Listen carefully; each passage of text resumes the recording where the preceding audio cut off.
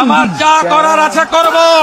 অভয়া বলিনি, অভয়া বলিনি, অভয়া বলিনি।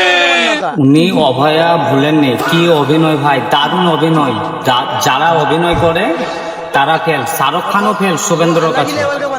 আপনি অভয়ার কথা ভুলেননি, যাক ভালো কথা, কিন্তু আপনি আপনার কাছের একজনের কথা ভুলে গেছেন।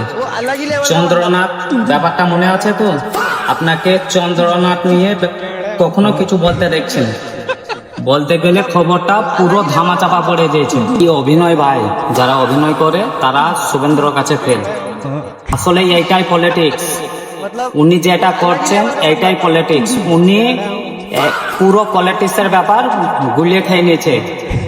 ও ভালো করেই জানে সাধারণ মানুষের কাছে কি বললে যে টপটা গিলতে পারবে, সাধারণ মানুষের কাছে কিভাবে টপ ফেললে টপটা গিলতে পারবে। অদ্ভুত লাগছে না? সাধারণ মানুষকে খুবই সহজে বোকা বানানো যায়। অদ্ভুত লাগছে না ব্যাপারটা? অভয়ার ব্যাপারটা মানুষ যাতে খুব সহজে টপটা গিলে, তাই জন্য খুবই সহজে ওই কথাটা শুভেন্দ্র বলল যে আমি অভয়ার কথা বলিনি, মানুষ তাকে জিতিয়েছে। তাও রত্না কাকিমাকে দেখে বেড়াইছে, অনেক নিউজ চ্যানেলে বলে বেড়াইছে ওর মেয়ের বিচার পাননি। তবে আশা রাখছে যে উনি বিচার পাবে, কিন্তু আমাদের মনে হচ্ছে পুরোটাই গল্প। আবার হলে তো সময় হয়ে যাবে, এতদিনে কিছু তো একটা আসতো।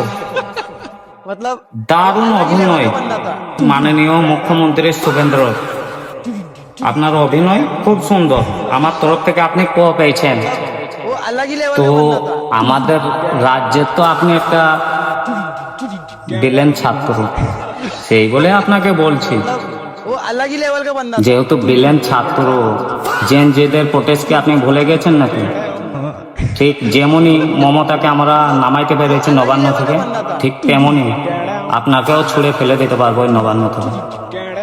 আর ওই চেয়ার যখন জনগণ খেপে যাবে, চেয়ার, আরে চেয়ারের পাওয়ার দেখাচ্ছ, চেয়ার তো আমার কাছেও আছে। যখন জনগণ খেপে যাবে না, ঠিক মমতাকে কিভাবে ছুঁড়ে ফেলেছিল, ঠিক তোমার ক্ষেত্রে এইটা হবে, দেখো।